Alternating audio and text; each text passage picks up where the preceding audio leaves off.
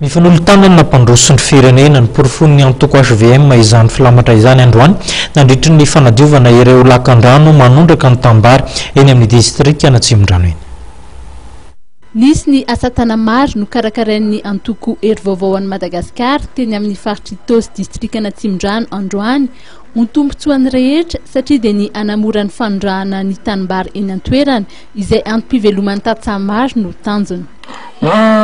Tanimbary io zany dia misy kanalina 2 kilometatra mahery. Ho ataontsika zany io mba ahafahantsika mamelona sy mamerina an'ilay rano indray mandeha zany mba ahafahana manondraka an'ilay tanimbary 100 hektara. Io zany no tena hoe tolo-tanana mba ho ataontsika mba ahafahana mandroso amin'ny fampandrosoana. Notsahivy filoha-hevitry ny antoko HVM izay fikambanana teo aloha fa ny anohana ny fitondrana ny antom-pisian'izy ireo ary ny teny filamatra dia ny hoe mifanolo-tanana ampandroso ny firenena.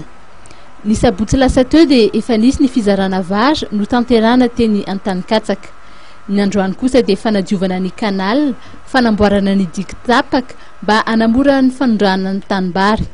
Ankoatr'ireo tantsamaro izay ny fanometanana dia nisy ihany koa ny fampiasaina fitaovana lehibe hoentina natanterana ny asa-pampandrosoana ho an'ity faritra ity. Tsy manavaka fa misokatra ho an'ny rehetra raha ny voalazy ny antoko HVM.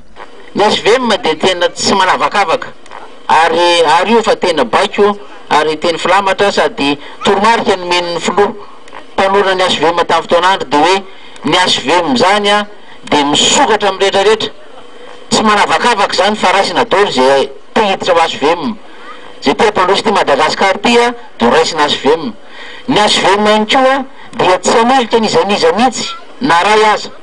Zay tafiditra ao anatin'ny HVM na vonona te hiara asa amin'ny HVM dia tsy hailika zany satria Madagasikara no jerena.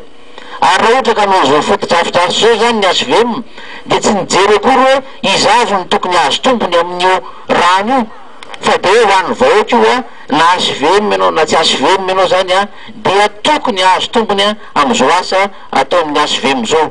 Zay tsara tsira marina zay fa misy ny olona mieritreritra fa ny HVM dia izy ihany no jerena fa ny HVM raha mijoroka manao zavatra asa sosialy asa fampandrosoana dia tsy mijery zany fa ny vahoaka ray manontolo ny vahoaka malagasy no jerevana. Andro azo atsika no zao zao fa milaza amintsika fa misy olona sady dia fiteny fa tsy mety ny zavatra natao tahaka an'izao.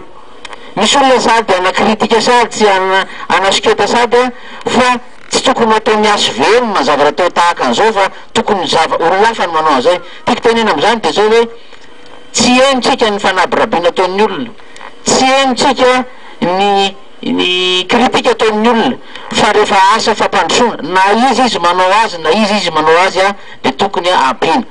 Na HVM manao azy io na tsy HVM manao azy io dia tokony andinitsika vahoaka hoe mahasoa antsika ve ilay zavatra atao sa tsy mahasoa antsika. Santatra Ambavarany ihany moa ity notanterana teto Antsimondrano androany ity fa mbola maro ireo hetsika sy fiaramientana samihafa ataon'ny HVM mba hatongavana amin'ny fampandrosoana izay kendrena.